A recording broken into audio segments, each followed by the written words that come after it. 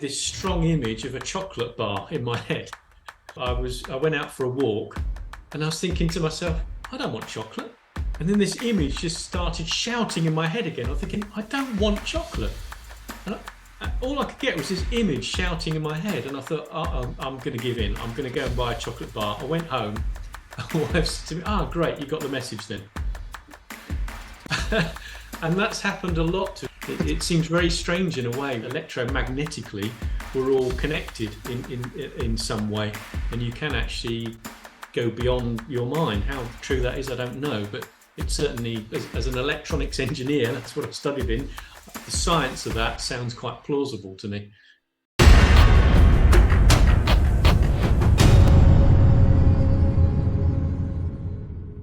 Welcome to another episode of Life Coach Code. Today I have something extraordinary for you, something that you don't want to miss.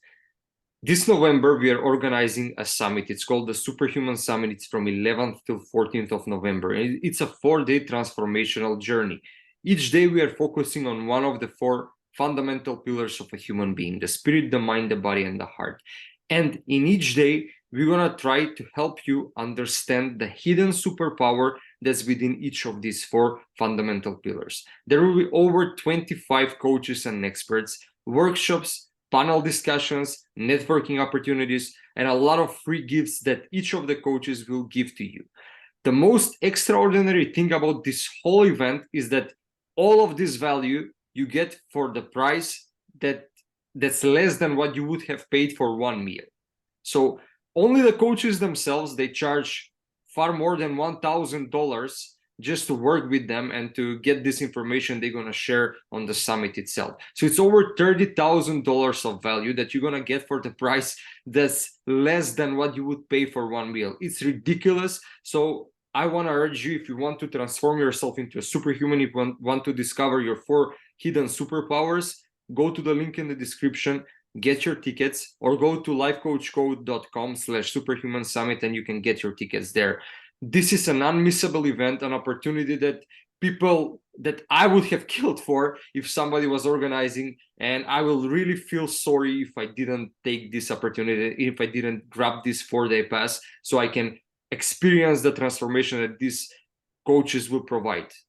Everything is organized, so you better understand your superpowers so you can embrace them and harness them. So go to the link in the description, get your tickets, get your 4-day pass, and see you on the summit. Today I have a special guest. It's actually one of the coaches that will have a workshop on the summit, and we're gonna talk about a topic that I'm truly fascinated about and I'm truly passionate about the human mind and the user manual of this supercomputer that we carry inside our heads. So actually, what they didn't give us when we were born about this supercomputer, we're gonna give you in this episode, so you can learn how to use it and unleash the full potential that you carry on your shoulders. So Matt Sturgess, he is a productivity coach and business expert with over 10 years of experience. He offers tools to eliminate unproductive thoughts and emotions like procrastination, fear, and worry. By combining his business knowledge with insights into the workings of the mind, Matt provides actionable techniques to boost productivity and well-being. He is the author of the book Life-Transforming Nuclear-Powered Resilience. His approach ensures lasting results, making it a valuable asset for individuals and teams seeking competitive advantage and improved work-life balance. Matt, it's an honor to have you here. Welcome, sir. Thank you. Thanks for that kind introduction. No, it's exciting, and it's an exciting project to be part of. Like you, I enjoy helping people, so providing that support is always a great thing. Let's jump right into this topic because I'm so passionate. I just cannot wait. So I'm gonna just start with the first question. We are carrying a supercomputer on our shoulders, but It seems that we are using it for just for paint or for basic calculation. So how to activate this supercomputer? Yeah, you're right. It's I always think of it, it's one of the most powerful bits of kit we've got. We can do amazing things with it, or it can take us to dark places, and nobody gave us a user guide. and it's not as intuitive to use as an iPhone. We all have to just practice and sort of play around. So I've been studying it for about the last 10 years and just trying to piece together a very simple, easy way to understand how the mind works, and make sure it's something that you can change in terms of your habits. So can you share with us a little bit, what is the mind's user manual? It's sharing with people just different things about how the mind works.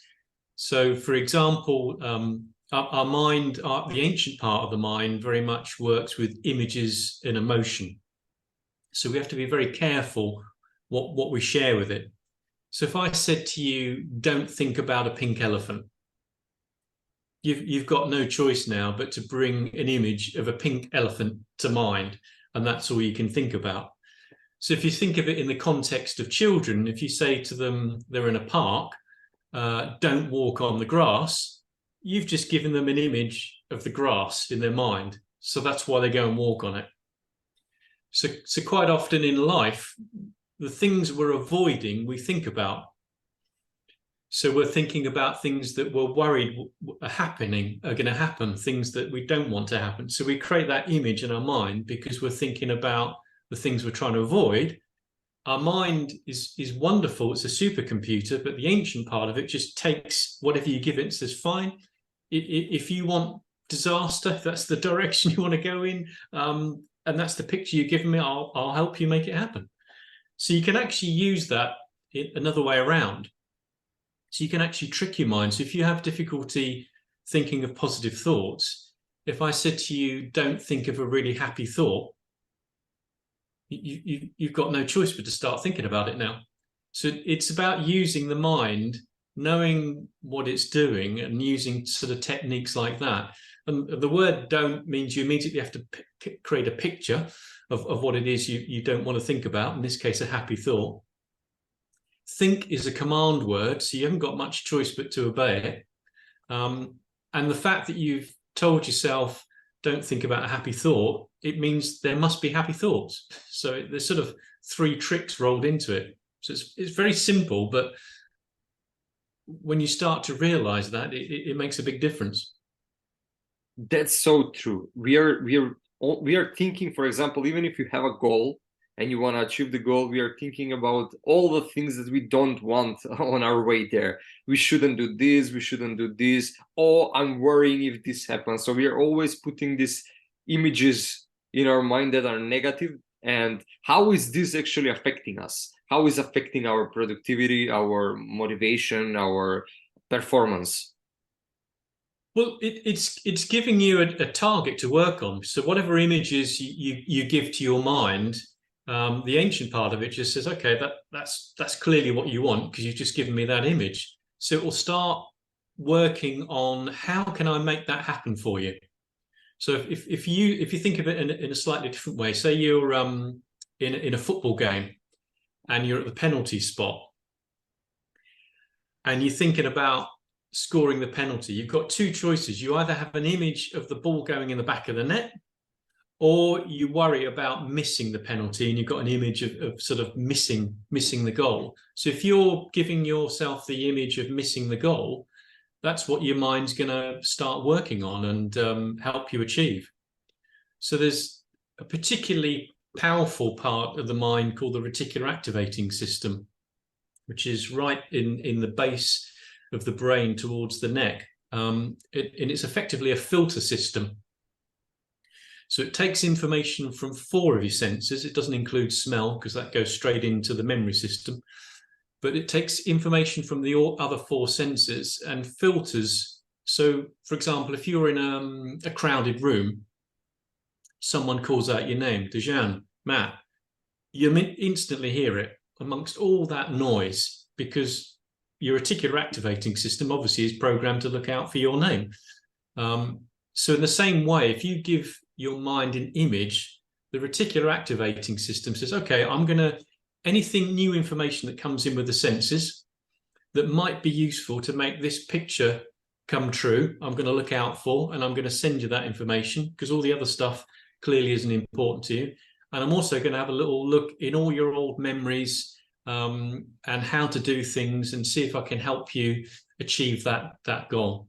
So it's incredibly powerful. That's so interesting. The RAS, the Reticular Activation System, is such a fascinating topic, and because like there is one exercise, for example, you are telling people, just look around you and try to find in your room 5 red things, and then close your eyes. And when they close their eyes, you tell them, okay, what are the 3 yellow things that you see? And they cannot remember, they cannot see them in their mind because they were not focused on them. When they open their eyes, you ask them, now tell me what are the 3 things, and they can easily find over 10 yellow things, right? So it's not that they are not there, it's just that they were not focused on seeing them. That's why they cannot see them in their mind.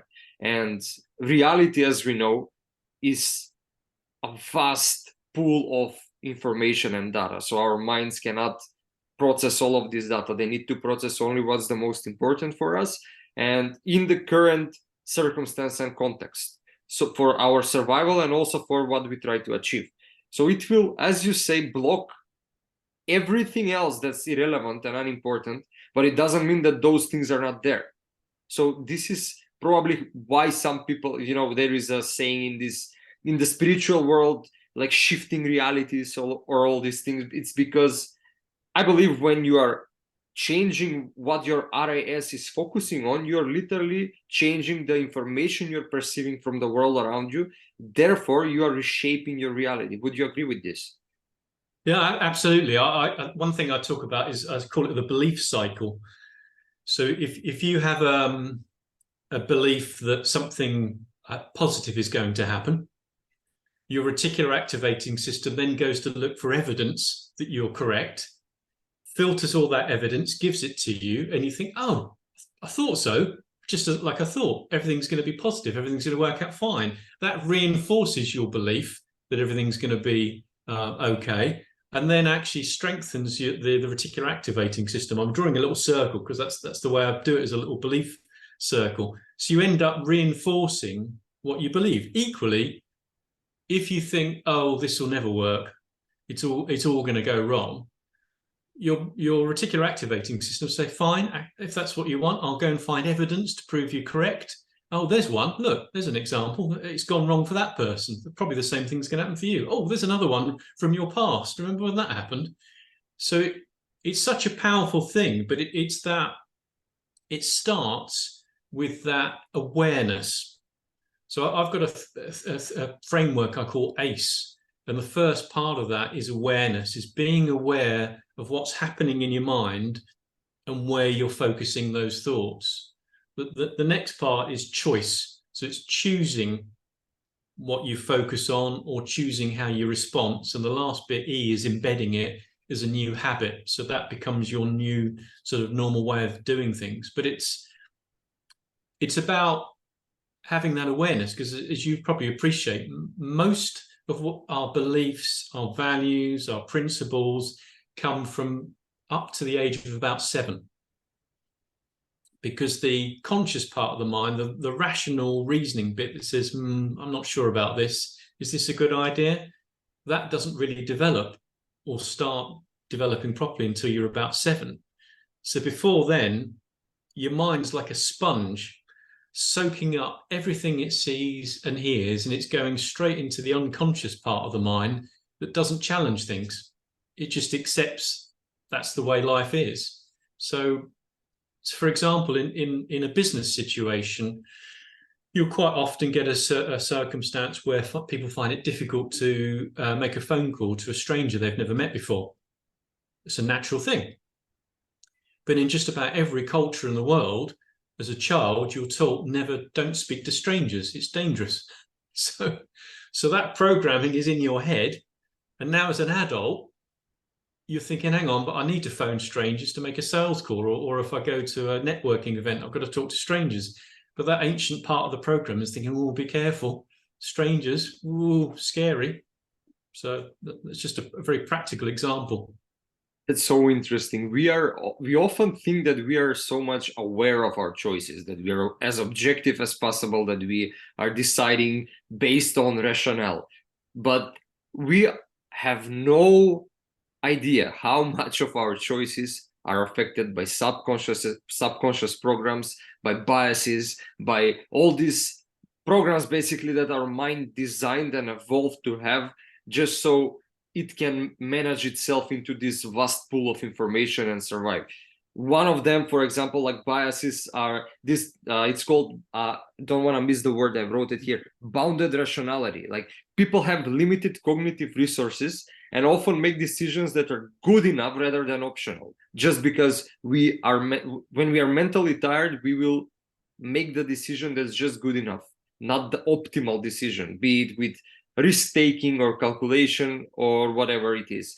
Another is loss aversion. Like, we are more afraid of losing something than gaining something. This has been proven. For example, people, when they lost $20, they got more affected than when they got $100. So we are more affected by loss than by gain. This is also a bias of our mind.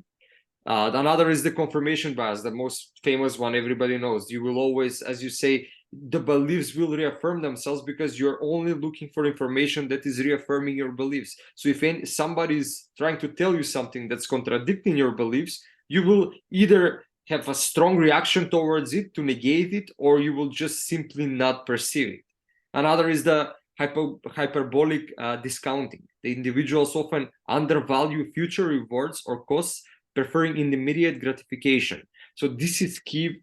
For example, if you want to start a business, you need to delay gratification. You need to do the work and expect the results later. You cannot expect them in 24 hours, in a week, or even a month. So these are few of the programs that we are operating on, and we are not aware. And we believe that we are making rational choices, while we are actually making choices based on what our subconscious mind is telling us to make. And there are over 200, I believe, known biases. So imagine 200 biases are every day tweaking our reality, and we believe we know what reality is. Yeah, no, I agree. It's yeah, our brain is very efficient at shortcuts, making quick decisions for us, because there's so much going on, our survival, everything else. It's set up to think, right, okay, I've seen this situation before. I know what happens here. This is what you need to do. I mean, it happens when we see people. It's natural. We make judgments. We see them. We think, that's similar to so and so that I've met before. They must be like this. Well, they probably aren't. But our brain is just trying to make life simple for us. And as you say, if you're not aware of those biases, then you can't do anything about it. So typically what I look out for is, if something's stopping me getting something done, or I feel really uncomfortable about doing something I want to do, then clearly there's something that I've learned in the past that's getting in my way. So it's about finding out what that is, and creating a new habit to overcome that. What are yeah, I'm sorry if you have something. That's okay. Yeah, I mean, they estimate 90 to 95% of what we do is a habit. So if you think about, there's all sorts of different personality profiling tests that you can do. I did one again recently myself, and the reason they work is because we're very predictable. It seems very strange in a way, with all the infinite variety of experiences and thoughts that we've got. We all sort of fit into little categories because we're very predictable. That's so fascinating. We really do believe that we are individual, that we are unique, but like 95% of everything that we do, as you said, it's first of all, it's coming from our subconscious mind, and second, it's predictable. That's why these evaluations work. Yes, we have like 5%, 1% that's unique to every individual, and this is where I believe awareness comes to play the crucial role, because even though it's small percent, it's 5%, let's say, conscious choice, this 5% is enough, if you are aware enough, to steer your life towards where you want to go, to achieve what you want to achieve, to unleash as much of your potential as you can achieve. because if you are aware, then you will be aware of the workings of the mind and you can steer them. Again, it's not working against you, it's working for you. It's one of the mind is this is the analogy I really love. The mind is your most faithful servant, and it's so faithful that no matter what you tell your mind, it will provide. Even if you tell your mind that you suck, it will make you believe that you suck. Yep. No, absolutely. And most of us, we've got a mental picture of who we are in our minds that we carry around, and we conform to that image. To think of it a different way, when I was 17, I remember talking to my grandma. She was 96 at the time. And I asked her, wow, what's it like to be that age? I can't imagine that. And she said to me, well, in my head, I've always been 17 and I still am. So that was her mental image. Mine's always been about 40. I've always been about 40 years old in my head. And when I look in the mirror, that's what I see. And when I see somebody on the television and they say, oh, this is their age, I think, oh, hang on, they're the same age as me. I don't look that old. Surely I don't look that old. But that's because my mental image is stuck at 40. So we've all got that image of who we think we are. That's so true. Like when you see yourself, and sometimes when you even remind yourself, wait, I'm 32. Like how I come here. Like I don't even remember everything that happened to here. I still think that I'm 20. It's usually like this mental image that we have about ourselves that is making us like this, is making this distortion between the reality of what is and what our mind think it is, and it has picture of us. So I want to ask you, when we are talking still about the mind's user manual, like what are some key aspects of this manual that people often overlook, that if we know about these aspects, they will significantly improve our mental capabilities? I think one of the other probably really important ones is it's an evolution thing. Our natural thing is to look out for danger. Because if you go back to sort of ancient times, survival and having children were the two important things to keep the species going.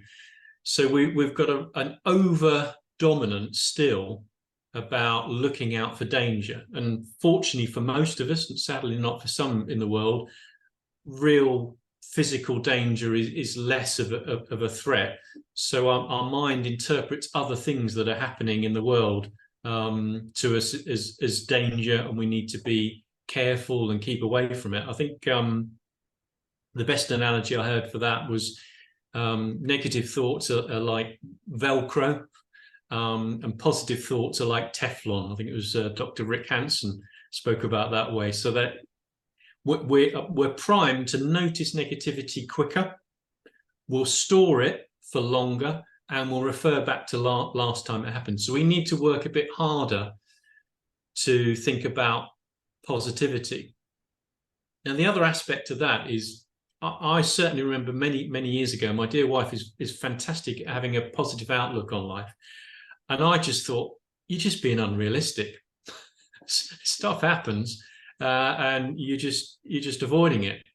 But then I realized, actually, you've got a choice as to whether you focus on positive things or negative things. And that's imagine the outcome's the same, whether you focus on a positive or a negative. At least you've had more fun because you've been focusing on the positive thing. But actually, it's more important than that, because it's been shown with things like gratitude and other techniques, we actually change the brain chemistry.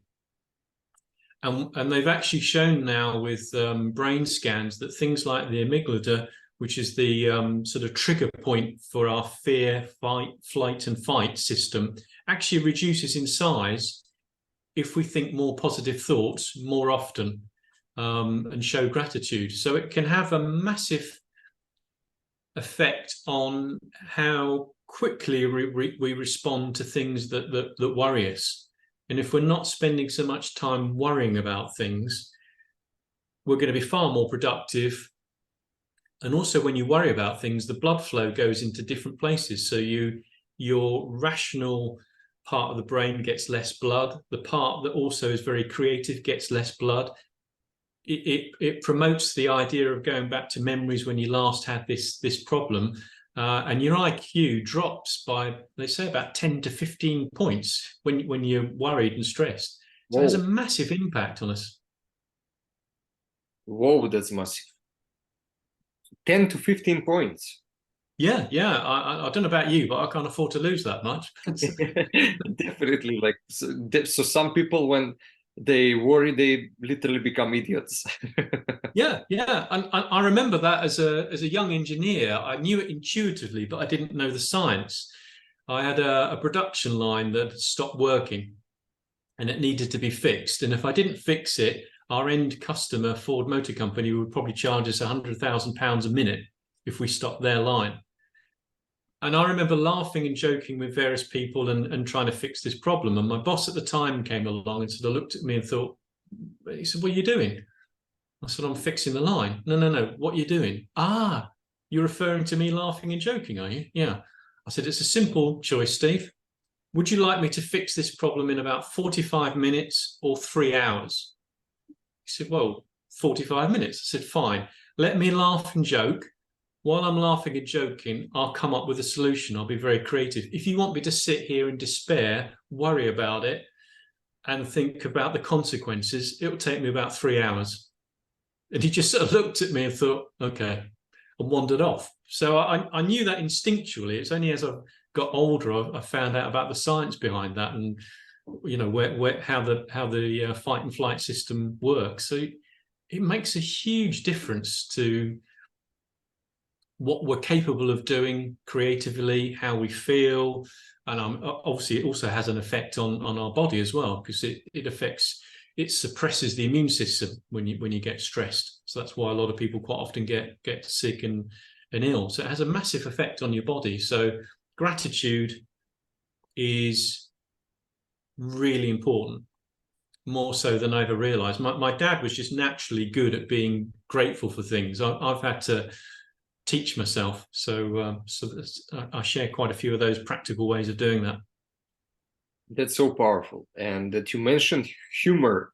Humor is such a powerful tool that we often overlook. And I don't know why, but there are a lot of places, like you say, that are looking negative at humor, because probably humor is associated with slacking off and not putting your work, and probably because of these things. But we often overlook that humor can be the doorway to creativity and to problem solving, because it puts us in this playful mental state that we need to be in order to find the solutions. Usually when we are worried and stressed, we are constricted and the options we have get lower and lower. But when we, as people say, like, raise your energy and become more lighter, which means humor, like laugh, this is raising your energy, meaning that in scientific words, in scientific terms, the blood flow in your brain is going to the places that it needs to go for creativity to be born, and not in places that for, as you said, the amygdala, and the places that are restricting your options, that are putting you in the fight or flight mode. So usually when we have problems, really interesting not technique practice that you can actually do is to just stop what you're doing and find something to laugh about, and just get yourself out of this mood of being worried, and then the solutions will come because your mind will be open to them. Yeah, no, I agree. It's interesting. So I started life as an engineer. So I've done a lot of innovation with products and led innovation teams. And it was part of my dissertation for my MBA. So when I've been leading teams to come up with innovation, I actually deliberately come up with a really crazy idea. So crazy, it's not believable. And people immediately think, oh, one that sort of gives them permission to come up with something creative, because they're thinking, gosh, if he's prepared to share that with us. And 9 times out of 10, someone will say to me, oh, that's a really silly idea. I know. But now you've said that, what if we did this? Okay, right, now we're moving. And then the ideas start to form, and you start to think in a completely different way. No, I agree. It makes a big impact. Something I started just over 7 years ago in terms of gratitude and teaching my brain to look for more positive things. And this comes back to the reticular activating system as well. Every night, just before I go to sleep, I write down 3 things that I'm grateful for. And I've been doing that for 7 years now. And sometimes it was quite difficult to do because I describe myself as a reformed warrior. I've trained myself not to worry anymore, which is it's just part of sort of the techniques I use. So, and that was one aspect of it. But it's a great technique because if you do it just before you go to sleep, that's the thoughts you have before you go to sleep. It's about positive things. You can flick back every now and again and look through the journal and remind yourself that life is good because you've got proof. There's physical proof. And that also helps just to reinforce again with your reticular activating system. Says, oh, yeah, I remember that. Oh, right, yeah, okay. Yeah, you want more of that, do you? I'll find more of those memories for you. I'll admit, sometimes it was really difficult, particularly in the early days, and it gets easier and easier to do it. If you've had a really sort of rough day, and I went through a year where my wife had strong cancer treatment and things like that, but that helped me because I was much better at noticing and being aware of the positive things in life. But physically, it's obviously changing my neural pathways, and it's reducing the size of the amygdala, so you're less likely to sort of get stressed out and worried by things. But it's a great technique. One of the other workshops I do is called Happy Habits, which I really enjoy. Again, it's coming back to the idea of Velcro and Teflon. It's so easy to slip into negative thoughts. We quite happily spend time thinking about problems that we've got to solve and issues. We don't spend much time thinking about really happy things. So I actually teach people a very simple habit just to think about happy events. And I've got another one where I combine a memory technique. So you can walk around a sort of a memory palace in your head and remind yourself of lots of different happy memories. And it's, to start with, if you just do it for 10 or 20 seconds, it starts the habit. And then you naturally want to spend longer and longer doing it. But it's actually, not only is it fun, but it's a way of just sort of refreshing yourself, but also it's changing your mind chemistry. That's so powerful. I did something similar. I was writing it in the morning. Every morning it was part of my routine. I was meditating, and then I was writing 3 things I'm thankful for. And I got inspired by one book that I found in a bookstore. I just was looking around and I saw a book that was called 14,000 Things to Be Happy About. And I was like, what? Like, are there that many things to be happy about? I believe the book is from Barbara Ann.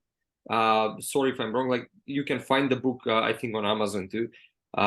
It's 14,000 things to be happy about, and the whole book is basically she's naming things to be happy about, like 1, 2, 3, 4 different things. And I got so much inspired because I opened the book and I was like reading pages, and I was reminded of all the things that, yeah, they exist. Like, for example, the smell of a freshly baked bread, like that thing exists, and it's a really delicious smell, but we take it for granted. And chocolate, the taste of chocolate, the warmth of the sun rays on your skin, beautiful sunset on the sea. Like, there are so many things that exist around us that are given to us. We didn't move a finger for them. They're given to us for free, that we can be happy about. It's just that, as you say, our minds are not primed to look for those things. Our minds are primed with a primitive hardware, basically, to look for danger. Why? Because those were the ancestors that survived. The ancestors that looked for danger. If you are the happy one and thinking, it smells great in this forest, and the Yeah. tiger is approaching you, probably you will not survive. No, The person absolutely. who was paranoid about, wait, maybe there is a tiger in this forest, I should not go here, those were the people that survived, and that's the DNA that survived. We are coming from that DNA, so we are carrying that hardware, that wetware in our head. So that's why our minds are focused on danger, not on these things. But that doesn't mean that these things don't exist. In fact, 99.9% of things are to be happy about. Only 0.1% are the things that are really dangerous about. And we focus 100% on those 0.1%. News are the greatest example of this. If you watch news, you'll think that the world is going to shit. That there's nothing positive in the world. The news is specifically taking information that's negative and dangerous to capture your attention. Because what you're going to watch? If somebody says, oh, a person rescued a puppy, or if somebody says breaking news, the storm is coming that potentially might destroy the city. Yeah. In some place in Africa that you don't even know about. Of course, you're going to focus on the second thing. Even if it's not in your city, even if it's not affecting you, your mind is primed to focus on these things. And news know this. They have a company that wants more viewership because that's how they earn money. And like every business, they want more profit. So that's why they're using this in their favor. Yeah, no, absolutely. Yeah, you're right. I mean, I agree. All the things that make us happy are actually free and there. And if you think about it from the point of view of, let's say, it's quite a normal thing to think possessions will make us happy. So somebody's working to buy some dream car. So you're putting lots of effort into getting that dream car, and then you've got it. So that moment's gone. And the science is, it's the anticipation of getting something is where you get the dopamine release. It's looking forward to it. The minute you get it, it's the excitement's over. And that moment's gone. But with things like just enjoying the sunrise, enjoying a fresh coffee, some baked bread, as you said, things like that, that's a continuous thing that you can enjoy all the time. Whereas those other things are just fleeting. They don't last very long. And then when you've got them, you think, oh, I've done that. Right. Okay. What now? What? I need something else to make me happy. Right. A bigger car, a bigger house, a bigger this. And we end up missing the things that are right in front of us. Friends, family, countryside, whatever it is, health, things like that. So yeah, it's it makes a big impact. Definitely. And like, I remember for myself, like you say, the science of happiness is anticipating something. The science of dopamine, sorry, it's anticipating something that will make you feel good, that actually makes you feel good. The anticipation. Usually, I remember when I plan to go on a vacation, it's the days before the vacation that I'm planning and I'm expecting to go on a vacation, but I'm the happiest. Like when you go on a vacation, you probably will not feel as happy as the days before that. So I understand what you're saying, but yeah, we have so many things around us that we can be happy about. It's just your mind needs to be forcefully sometimes focused on those things to be happy about, because those things exist and those things are around you. They're endless, literally endless things that you can be happy about, that you enjoy. One of the things that I love doing in the past is just taking a piece of paper and just writing all the things that I love doing. Just all the things that I enjoy doing, like eating pasta, eating pizza, going somewhere to some place, speaking about a certain topic, like all these things. And I still keep the paper. When I see the paper, I'm always reminded of, oh yeah, this thing exists. Like, I forgot about this thing. I really enjoy this thing. So it's really important to have these practices with yourself. Yeah, and as you say, because there's an endless list of these things that we can enjoy. They're all little sort of mini dopamine fixes, if you like, that we can get all the time. And we're also sort of changing the wiring. And as we said, with the reticular activating system, we're now starting to notice more of those things. I mean, one of the tricks I sometimes use is the brain likes novelty. It likes something that's different. So when I'm trying to enjoy something, I look for something, a little memory hook.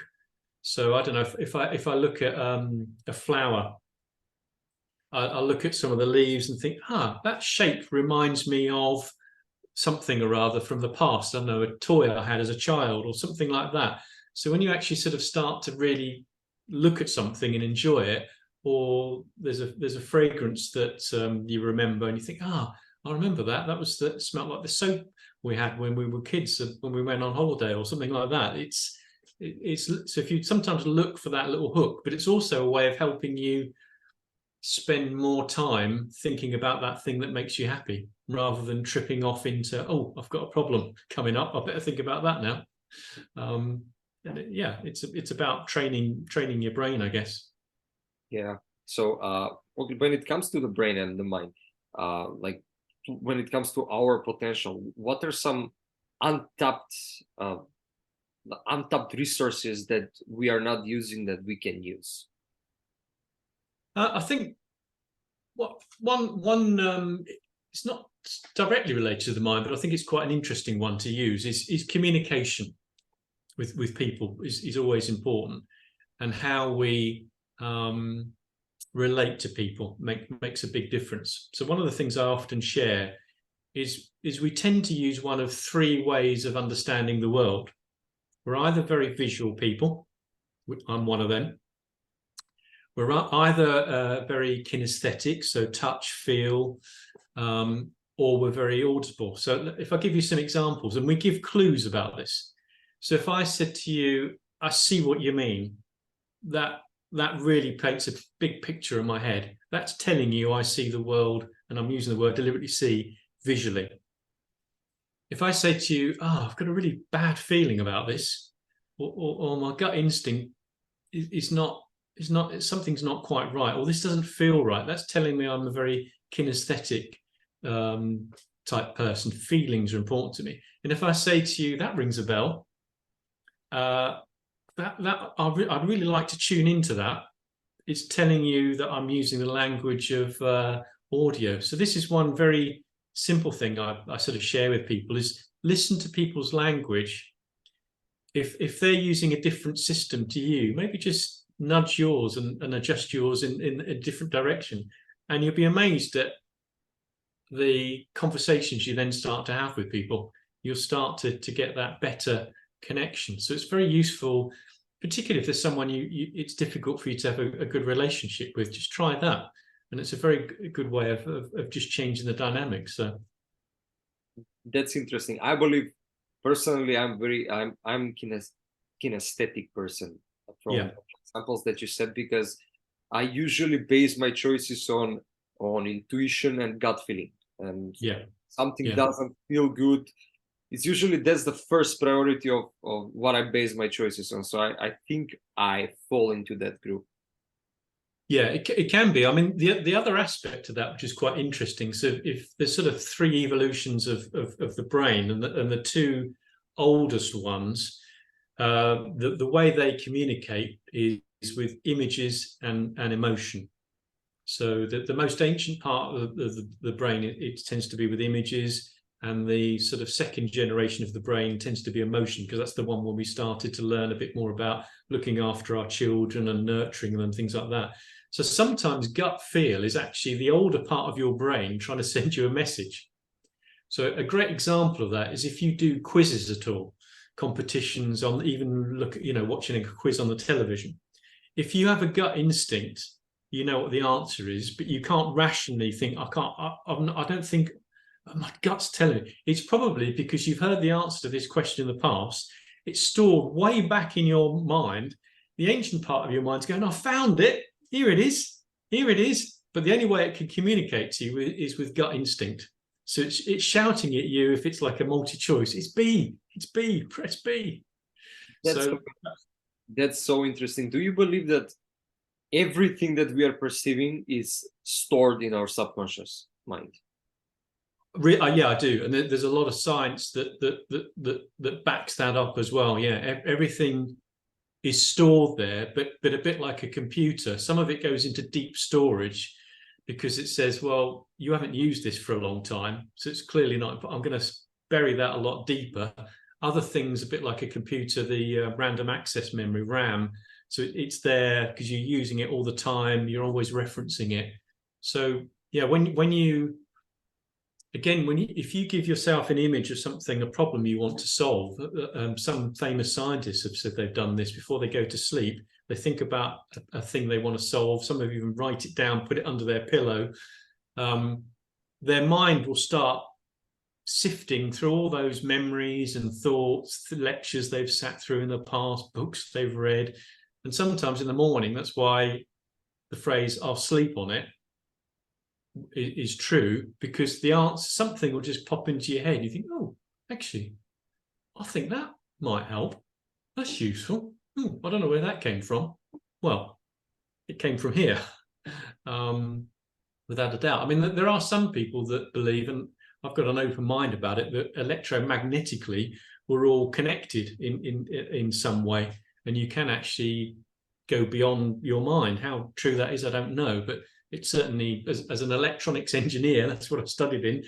The science of that sounds quite plausible to me. But there's certainly you've got access to what's in your mind. That's so fascinating. That's so fascinating because I know it happened to me, and I know it happened to a lot of people when you haven't thought about a person maybe for years. You think about them, you see them the next day, and it cannot be simple coincidence. Like, I know there is the counter argument that, yeah, you think about many people and you're not seeing them, you're seeing them, but the situations that occurred are so, like, even, I don't know, like, there is a time when I can say, that song was nice. Immediately after 10 minutes, I will hear it, even if it's an old song. Like, there are some things that, as you say, we can tap out of our mind and maybe perceive electromagnetically, as you say. And I also believe in this science that we can tap probably telepathy, and the concept of telepathy comes from there. And I strongly believe that all of us have potential of these abilities to maybe not to that point at this moment speak with somebody mind to mind. Yeah, but it's certainly there is the hardware there to do this. Yeah, oh yeah, There is the hardware to nudge the person towards some maybe direction. Yeah, no, I think you're right. I mean, we find it fascinating in our family. So I've been with my wife for 28 years, I think. And I remember some years ago, I went out for a walk, and as I was coming back home, I had this strong image of a chocolate bar in my head. And I was thinking to myself, I don't want chocolate. And then this image just started shouting in my head again. I'm thinking, I don't want chocolate. And all I could get was this image shouting in my head. And I thought, I'm going to give in. I'm going to go and buy a chocolate bar. I went home. My wife said to me, great, you got the message then. And that's happened a lot to us. It seems to be food related, but also with ideas. Sometimes we'll have a conversation and we'll talk about something, and she'll say, I was just thinking that. Oh dear, whose idea was it? We don't know now. Who had the original idea? I don't know. So there is something in there, but the skeptical part of me tries to reason why that isn't possible. But there's certainly something. I'm open to the idea. It certainly seems logical, but I was trying to think of another aspect about the mind that I find interesting is anxiety. Is such a difficult subject to understand, and there's all sorts of things have been written about it. But the one that I found the most useful is that it's another form of sort of an alarm system that our minds come up with. And we end up with this circle where something triggers an emotion, which is a chemical response. That emotion then creates a thought, which is how our minds work. That thought then creates a similar thought, which then creates an emotion, and you end up going around this little loop. And that loop gets a bit tighter and a bit more uncomfortable and a bit more unpleasant. And the natural thing is we end up thinking about the thoughts that are related to that. So all we end up doing is creating more thoughts about the same thing that's now bothering us. So rather unintuitively, what I've learned, and something I teach with people as well, is if you actually focus your mind on where you feel the uncomfortable feeling, so you'll feel something in your stomach, in your chest, in your head. You'll feel something when you get anxious, and if you focus on those feelings and not the thoughts, and then if you start to, as you might do with a small child, send comforting thoughts towards that feeling, there's no judgment, you just accept it's just happening, then that chemically starts to change, and you've stopped that circle, that sort of vicious circle. So I found that incredibly powerful. I use that a lot, particularly when wife was going through cancer treatment, things like that. I learned to just focus on where that feeling is. Try and ignore the thought, train my brain to focus on that feeling. And it's really quite spooky how things just calm down then. So that's certainly one mechanism that I've become aware of.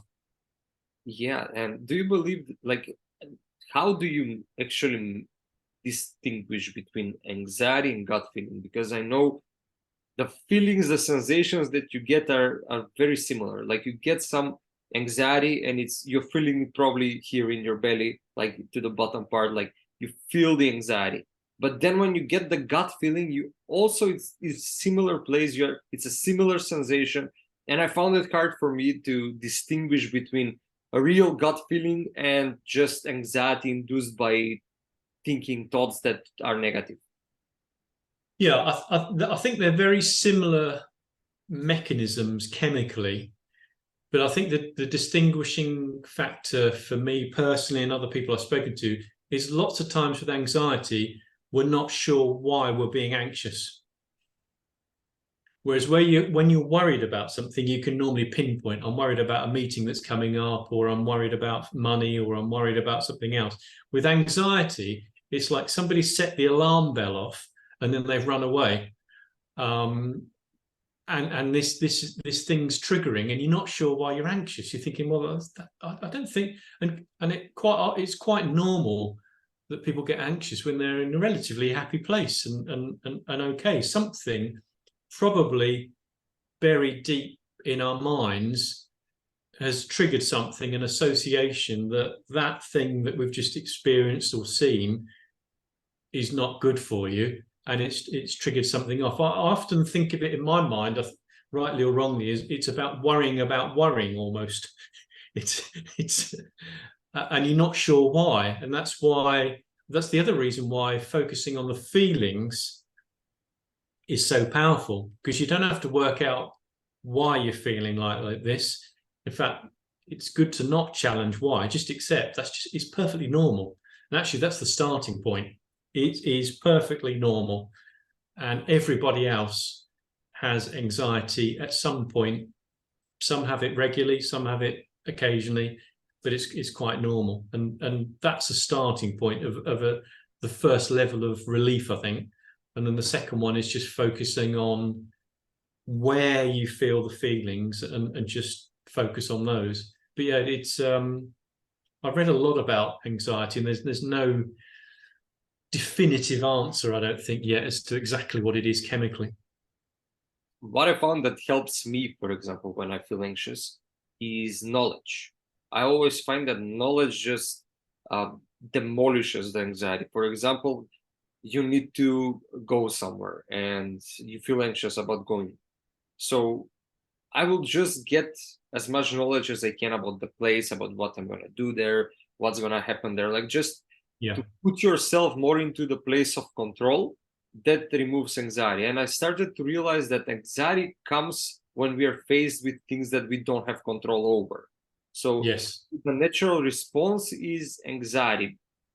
And in my personal theory is that anxiety is like an alarm bell that's, as you say, showing up to remind you that there is something that you don't have full control over that you might consider learning about or trying to put yourself more in a position of control. But that doesn't necessarily mean to be control freak. It just means to become aware of what this thing is. And if you cannot be in control of that thing, just accept it as given uncertainty of life.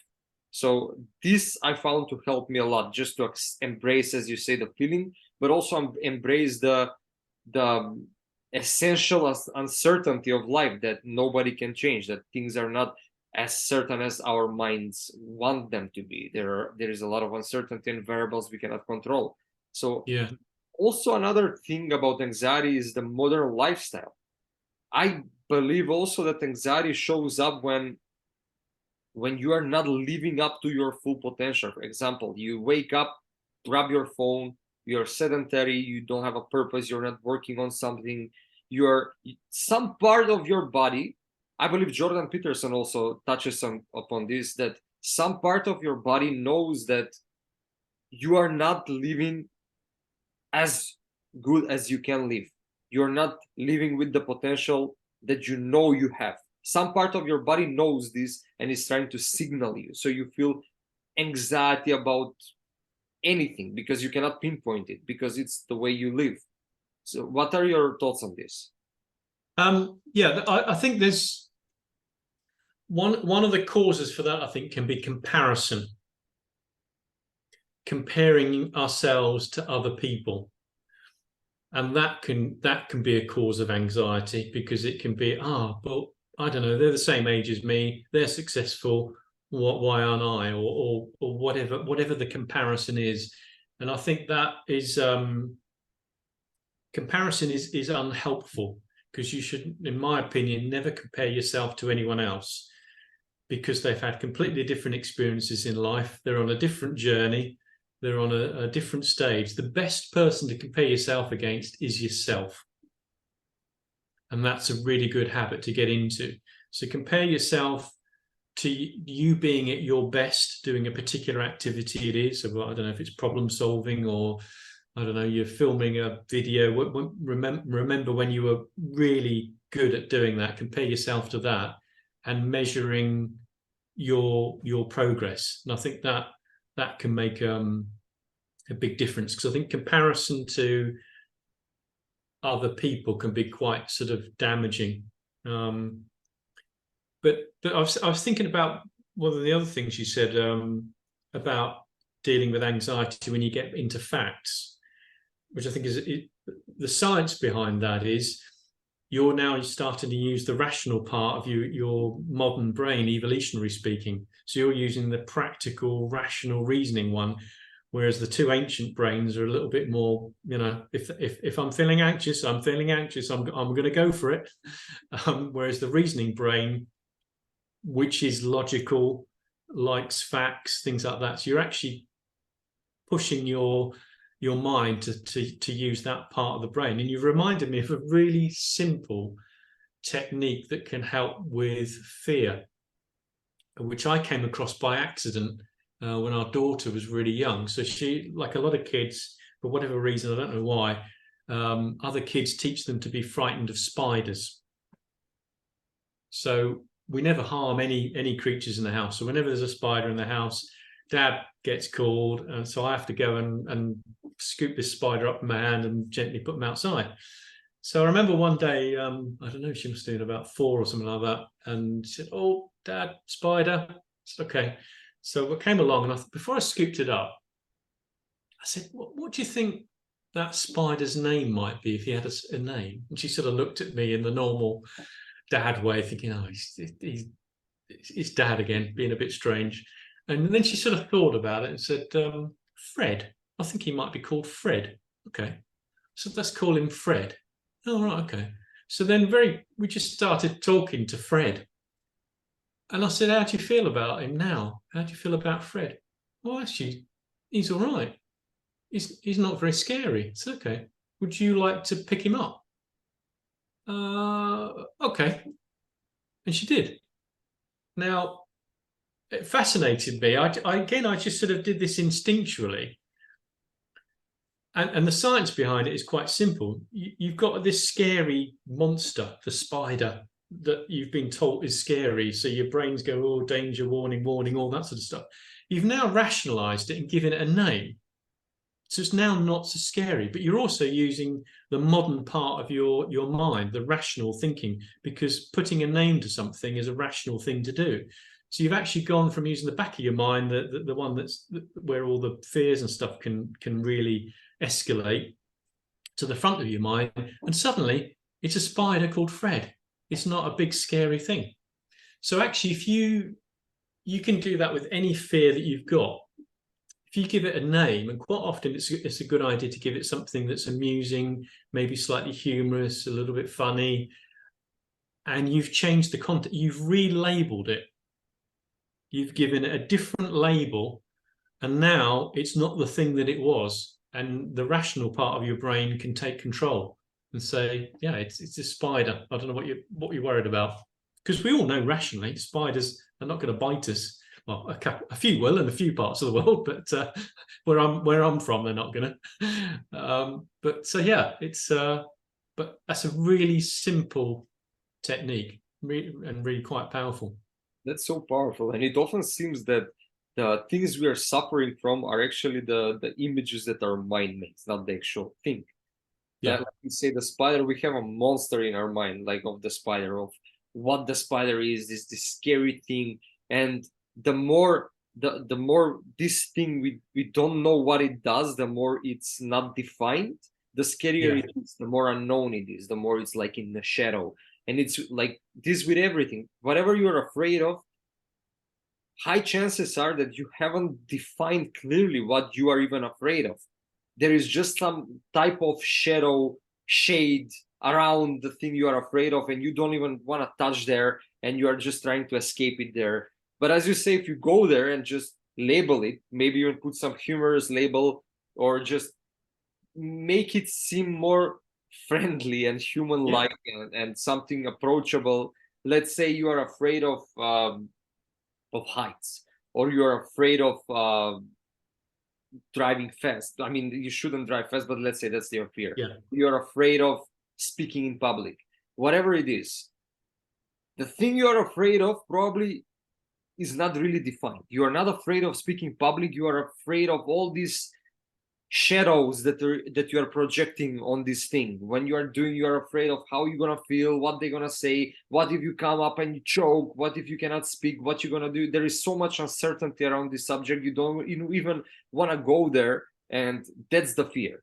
But when you put a label on this fear, or just say, it's just this thing I'm feeling again about public speaking, it's about the public speaking fear, the Freddy, Freddy is showing up again.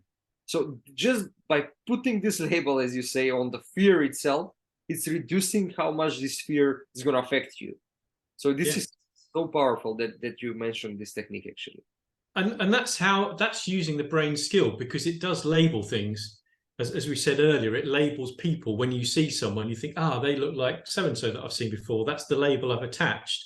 That's the definition. So it does make quite a big impact, just changing it like that. And the other thing, one of my favorite quotes to do with this, thinking about the power of the mind, is Mark Twain. I've suffered a great deal of catastrophes in my life. Most of them never happened. That's so powerful. And that was a huge turning point for me, because I started to realize I'm quite imaginative. So I'd start with a little bit of information and create this massive, scary story of all the things that could go wrong, because I'm a very good problem solver and project manager. So I'd start with one thing and think this could go wrong, that could go wrong, and in a workplace, I was very good at solving problems before they ever happened. But in my mind, I'd make this thing even bigger and bigger, and then the theatre in our mind has created this massive story of doom, gloom, and disaster around one small fact. And that's one of the techniques I also use. I've got 7. That's one of the 7 ways of thinking that I share with people. And I just quite often asked, and I did this a lot when my wife was going through a treatment. my mind was going off on one, I'd often just ask myself, is that a story or is that a fact? Because the fact is, my wife has cancer. We don't know all the answers. We don't know how it's going to go. That's the fact. The story is all the other stuff. What if this happens? How am I going to cope with this? What does it mean for the family? All that stuff. So I used to just force my brain after a while. I got used to it by just thinking, what's the absolute fact? And I even used a very simple system. I call it focus. So the F reminds me of what's the facts. The O is opportunities, which is something my nan taught me, that when any disaster hits you in life, always look for one opportunity. Focus on that and nothing else. The C is about choices. So that's reminding me what choices have I got. And the U is about just reminding myself of what's the undeniable facts about this. So it's a way of sort of refocusing the mind, if you like. But yeah, it's. I did a post some while ago now, and this seemed to relate to a lot of people. I said about deflating the story in your mind like it's a balloon. So almost imagine it's this balloon with this massive story. You just take a pin and just deflate it back to the facts. So we have focus, we have opportunity, we have the choices, we have the underlying facts, and the S, what it stands for?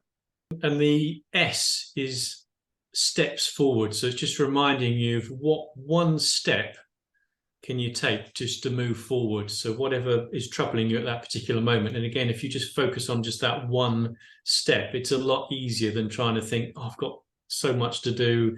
How am I going to get out of that? So it's makes it a very simple way of doing it. So facts, opportunities, choices, undeniable truth. So it's getting back to what really is factual here and steps forward. Beautiful.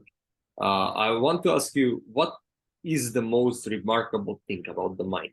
You've been researching the mind for over 10 years. What did you discover that, in your opinion, is the most remarkable thing? I think it's probably the reticular activating system. I think that's probably the most remarkable thing, because it's almost like a key that you can use to unlock everything else. And once you know that it exists and that you can prime it with what you want to achieve, suddenly everything becomes possible. It helps you find all the resources to make something happen. So I think that's probably the most remarkable thing that I've found. So it's like the user interface of the mind, right? Yeah, absolutely. Yeah. And it is like a giant filter.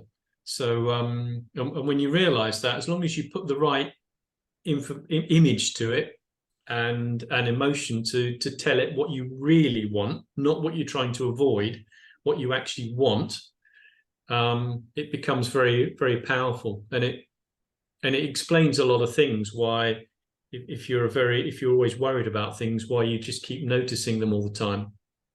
It's a bit like when you, I don't know, you're thinking about buying another car, and suddenly you notice that car. You notice it in the shop car parks, you notice it in the supermarket car parks, you remember a few friends that have got it. It's always been there. That particular model of car has always been there, but now you notice it. So it's the same with things we want to achieve or things we want to avoid. And I think that's the biggest difference. You're going to have an image of scoring the penalty in your mind, or you're going to have an image of missing it. Yeah, and like I know that science says that we can, I don't know how true this is, but I believe this is scientifically been proven that we can perceive, I guess, 120 bits per second. That's the capacity of our conscious mind. Yet Yes. there are millions of bits of data around us. So imagine, like from millions, maybe even billions of bits of data around us, our mind needs to find the 120 maximum, the most important ones. So Yeah. of course, we're gonna have programs that are filtering what this 120 bits will be. And just if you do simple calculation, you can find out how many permutations of reality there can be by calculating like 120 in the context of billions of pieces every second. This is every second. So put the variable of time also, like how this can change. So there are so many ways that you can reframe your mind, change the reticular activation system to what it focuses on, that there are so many things around you that you are not perceiving right now, that they are there. So many realities that they are there around you. It's just because your mind cannot see these pieces of data together and construct reality from these pieces of data. You're not living in that reality. But there is a reality where you have $1 million opportunity right now next to you. You are just not seeing it. Your mind is not perceiving those bits of data to think of the idea, to put it in action. But the reality exists there. So it's not the problem of whether or not something is possible. The problem is whether or not your mind is primed to see that possibility. Absolutely. One of my daughter's favorite quotes that she found this on her own when she was much younger, nothing to do with me, was she believed she could, so she did. By R.S. Gray, which I think sums it up. I think Henry Ford was similar. If you believe you can, you can. If you believe you can't, you can't. And it's that.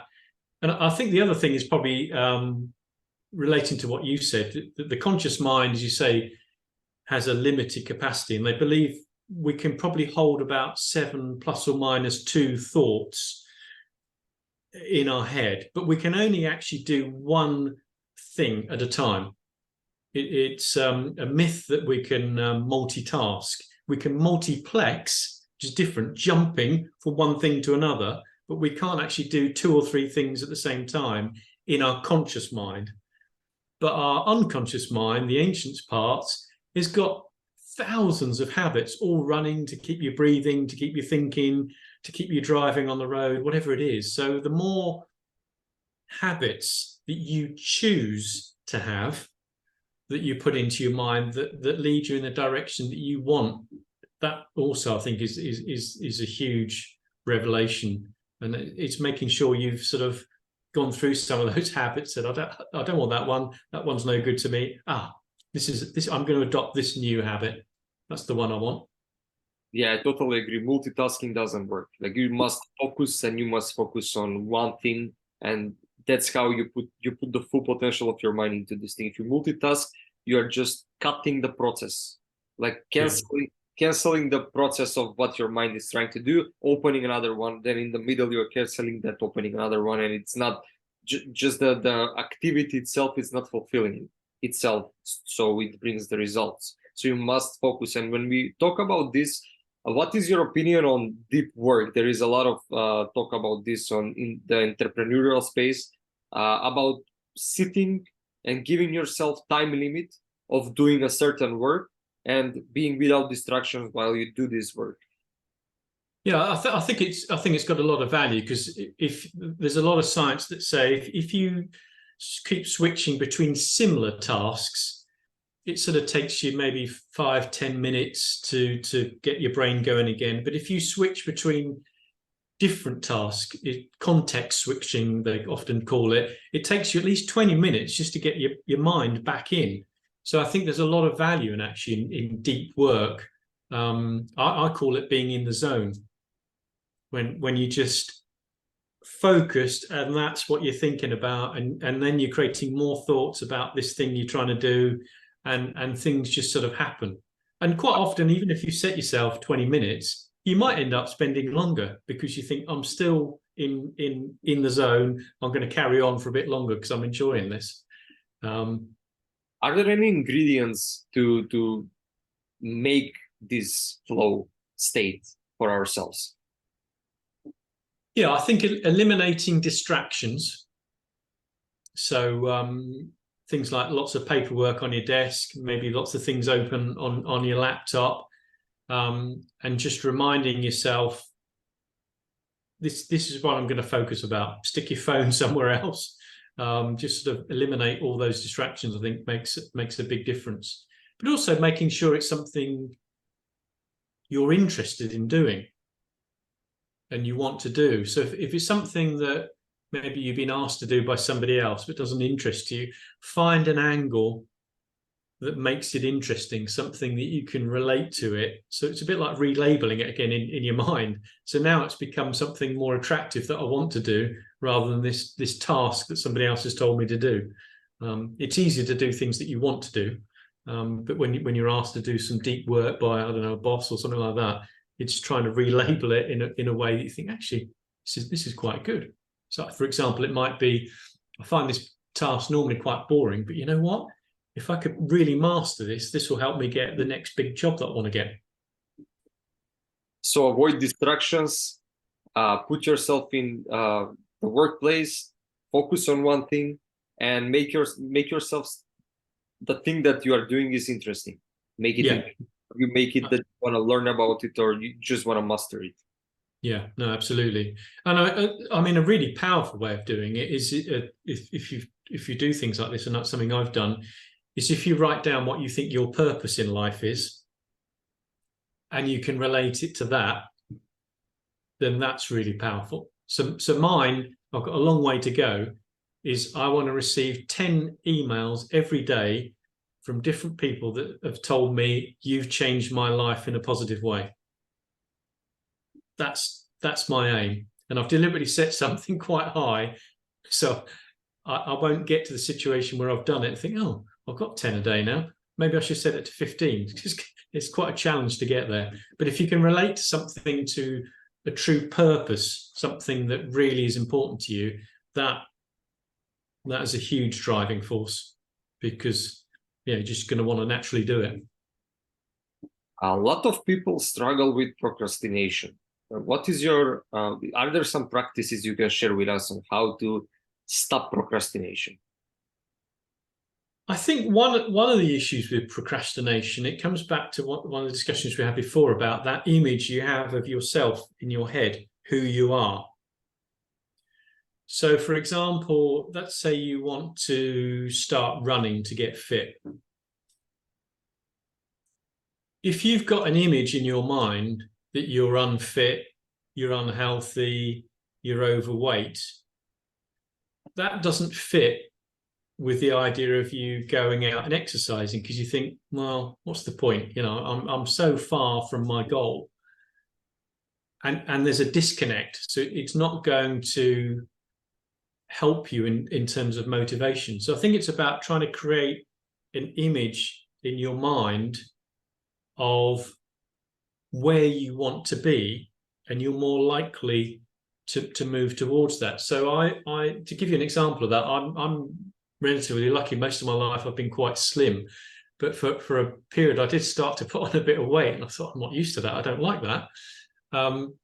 So the image I put in my head was of my favorite suit that I got too big to fit into, and me fitting into it.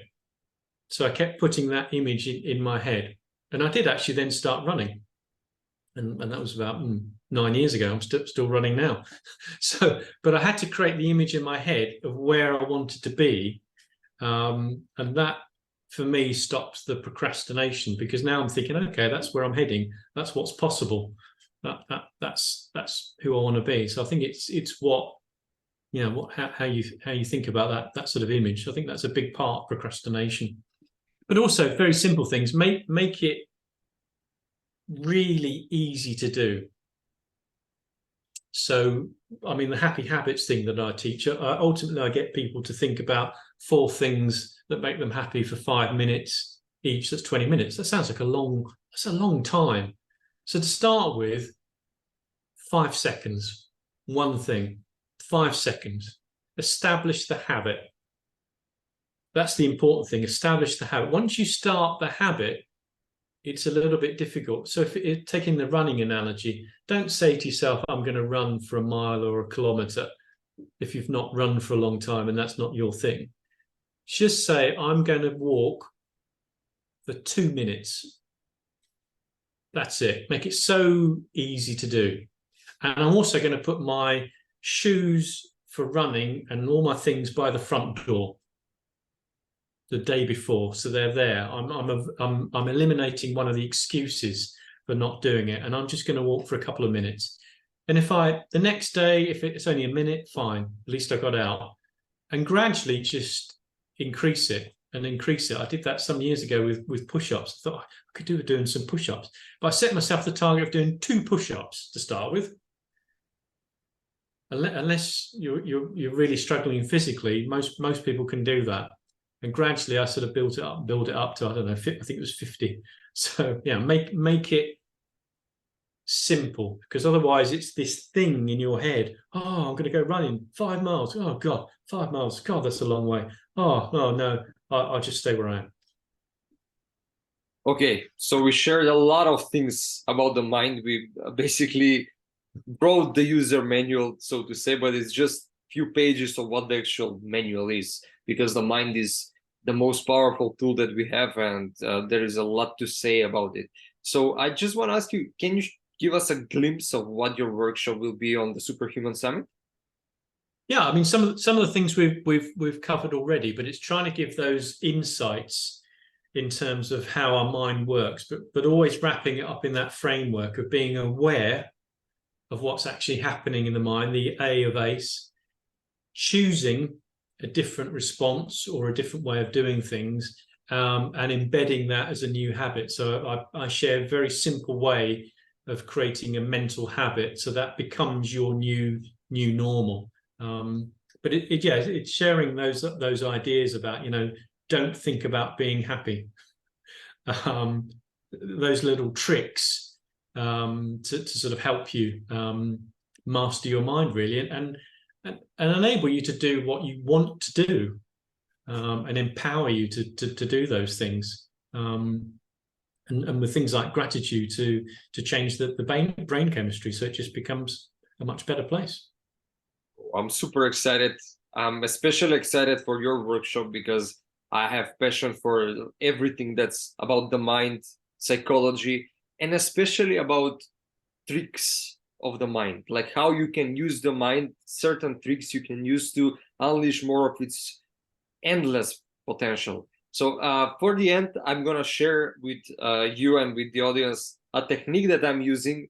And also I'm going to ask you if you can share a simple technique that you use, a simple trick that you use to use the more potential of your mind.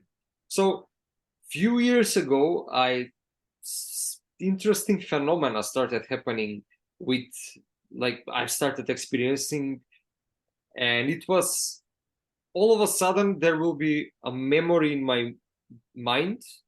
It will resurface, and it will be about a dream that I had 3 years ago. Like, I will remember the dream that I had 3 years ago that I didn't remember the day after I dreamt it. I will remember 3 years after, just it will pop up in my mind, and I'm sure that it was the dream I remembered. I remember exactly where I dreamed it, where I was sleeping, what I dreamed, to the most details possible. So I started thinking, like, if my mind remembers these details, not about reality, about the dreams that I'm dreaming, that it means that everything we're perceiving around us, everything that we are even dreaming about, is stored somewhere in our subconscious mind. Yep. If we can access that, or if it can just resurface on its own, it means that it exists somewhere. It is stored somewhere as a memory that our conscious mind cannot always access. That's where hypnosis comes into play. That's all these things. So I started experimenting with this, and I literally just invented a user interface for my mind, and I will sit with myself, I will calm myself, and I will imagine my mind literally like Google. And there is a search bar, and my mind is Google. And I will type onto this super Google whatever, be it something I was thinking about yesterday that I cannot remember right now, or there is a problem that I need to solve, so I don't know how to solve. So I will type the prompt on Google. So what was I thinking about yesterday that made me so excited? I will literally imagine myself typing into this Google of the mind, and I will click search, or I will write, like, how to solve this issue that I have. Give me the best strategy. Search. And I will literally see the search bar and I will leave the mind do its thing. I will do something else, completely forget about this, what I did, the exercise, just go and live my life. After a few hours, this is 100% efficient, by the way. After few hours or even a day, there will be an answer, and there will be the right answer. The memory will resurface. I will just think about different things. They will connect, and poof, the memory of what I thought yesterday that made me excited will resurface. Or what's the best strategy for me to solve this problem will resurface. And I was amazed because I invented something that was allowing me to use the full potential of my mind. So I'm sharing this technique with everyone. If you want, just sit with yourself, calm yourself, relax yourself, take a few deep breaths, and imagine that your mind is a Google type of thing, like literally Google of the mind. Imagine the search bar and type on the search bar what you want from your mind. Click search, and the crucial part of this technique is to let your mind do its work. Because when we are searching on our computer, we are not forcing our computer to come up with a solution. We are clicking search, and we are allowing the computer to generate the solutions or the answers. It's the same with your mind. It can take a little bit more time, but click search and just move on. Live your life. The answers will come in a few hours or a day. Trust me. So is there something like this that you can share with us? Yeah, that's great. Thank you. I was thinking there's a lot of science behind why that works. Yeah, no, it's quite powerful. Yeah, something very, very simple, which I always enjoy, is quite often our thoughts are either going to the past. We're thinking about something that's happened to us before that's maybe worrying us and we're reliving, or we're going to the future and we're thinking about, I don't know, a presentation that's coming up that we might be frightened of. And that's where we attach most of our emotion to things in the past or the future. When we're in the present moment, we tend to attach less emotion. So one really simple thing I'd do if my mind was tripping off and thinking, oh, this might happen, that might happen, wherever I was, I would look at my feet and ask myself, where am I right now? And that would be a trigger to snap me out of thinking about the future and the past, because the answer quite clearly is, and sometimes I'll be going out for a walk, I'm in the middle of a field in England, stood in a field, or I've just stopped on a path in a shopping centre. That's where I am right now.